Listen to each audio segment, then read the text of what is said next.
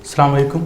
आज जो हम टॉपिक डिस्कस करने जा रहे हैं वो लॉ ऑफ कॉम्बिनेशन का थर्ड लेक्चर है, थर्ड टॉपिक है। ठीक है जी।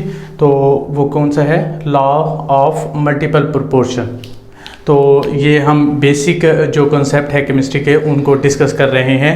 तो उसके अंदर हमने अब डिस्कस करना है laws of multiple proportion.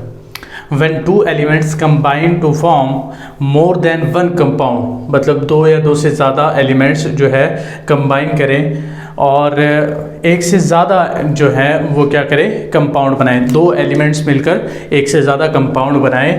Then different masses of one element, एक मास मतलब जो एक एलिमेंट है उसके डिफरेंट मासेस हों और which combined with fixed mass of other element, मतलब दो एलिमेंट है तो उसके अंदर क्या हो कि एक एलिमेंट का सेम मास हो और दूसरे का जो है वो क्या हो, डिफरेंट मास हो। जो डिफरेंट मास वाला होगा उसका क्या होना चाहिए, bears a small whole number ratio to one another. ठीक है जी। तो हम इसको क्लैरिफाई करते हैं एग्जाम्पल की मदद से। तो हमारे पास फॉर एग्जाम्पल कार्बन है और दूसरा ऑक्सीजन है। ठीक है जी। और दूसरा भी हम कार्बन और ऑक्सीजन को ही ले लेते हैं, टू एलिमेंट्स ले लिए हमने। अब क्या कर रहे हैं, दो या दो से ज़्यादा कंपाउंड बनाने हैं। एक CO2 बन गया और एक CO बन गया। ठीक है जी। एक कार्बन डाइऑक्साइड और एक कार्बन मोनोऑक्साइड बन गया। अब कार्बन डाइऑक्साइड के अंदर और कार्बन मोनोऑक्साइड के अंदर आप अगर देखें तो एक एलिमेंट जो है, one element which combined with fix mass. ठीक है जी। एक जो कार्बन है वो फिक्स मास के साथ, इसमें भी अगर हम यहाँ पर करें, कार्बन जो है वो कितना होता है 12 और ऑक्सीजन जो है वो कितना होता है 16। यहाँ पर भी कार्बन जो है 12 और ऑक्सीजन क्या है 16। ठीक है जी। तो अगर हम यहाँ पर देखें तो कार्बन जो है वो इधर भी 12 है और इधर भी क्या है 12 है। लेकिन अगर हम देखें दूसरा तो ऑक्सीजन को देखें तो यहाँ पर जो है 16, लेकिन यहाँ पर मल्टीप्लाई बाय 2 हो जाएगा तो यहाँ पर आ जाएगा 32। क्लियर हो जाएगी बात। तो one element which combined with fix mass, मतलब एक जो है वो फिक्स मास के साथ है और दूसरा क्या है, then the different mass of one element, एक जो है डिफरेंट मास के साथ कंबाइन कर रहा है। जो डिफरेंट मास के साथ कंबाइन कर रहा है उसकी क्या होनी चाहिए, बेयर्स। अब यहाँ से लेके यहाँ तक, ठीक है जी, the different mass of one element वो क्या होना चाहिए, bears a small whole number ratio to one another. ठीक है जी। तो आपस में क्या होना चाहिए, होल नंबर रेशो आनी चाहिए। कैसे आएगी, यहाँ पर क्या है 32 है और यहाँ पर क्या है 16 है डिफरेंट मासेस वाले के अंदर।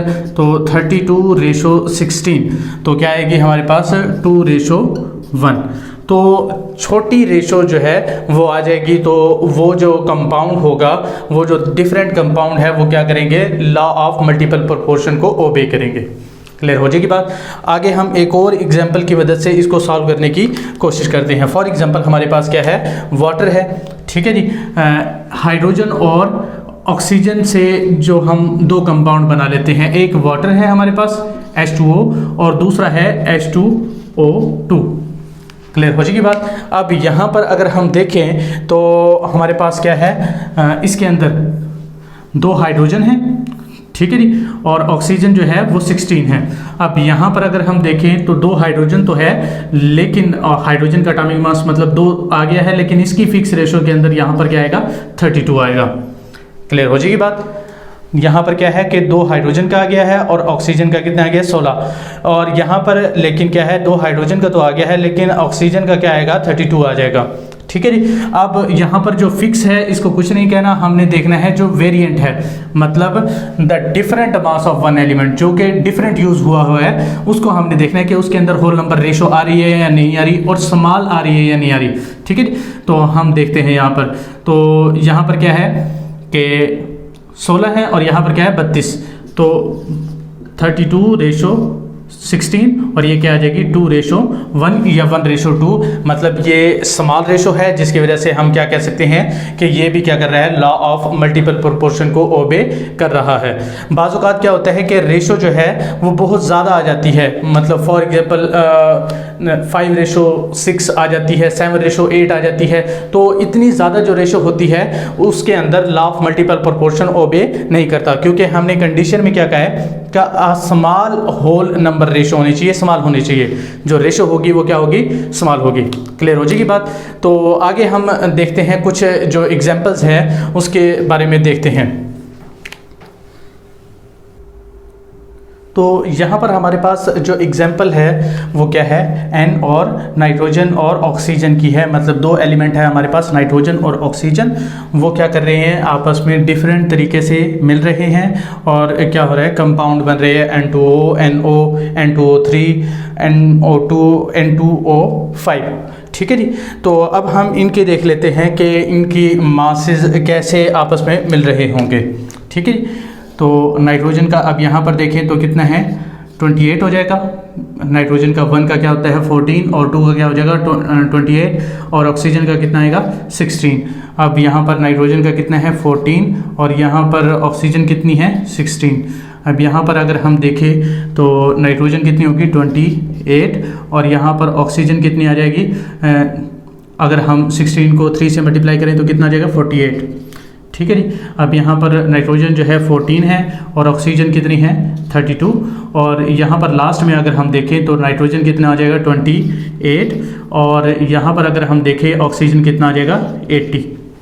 क्लियर हो जाएगी बात। अगर हम इस तरह की एग्जांपल को देखते हैं जिसके अंदर क्या होता है कि कुछ एटम्स जो हैं, अब इसके अंदर नाइट्रोजन की अगर हम बात करें तो 28 14 28 14 28। अब 3 के अंदर तो है नाइट्रोजन फिक्स, लेकिन 2 के अंदर चेंज हो रहा है।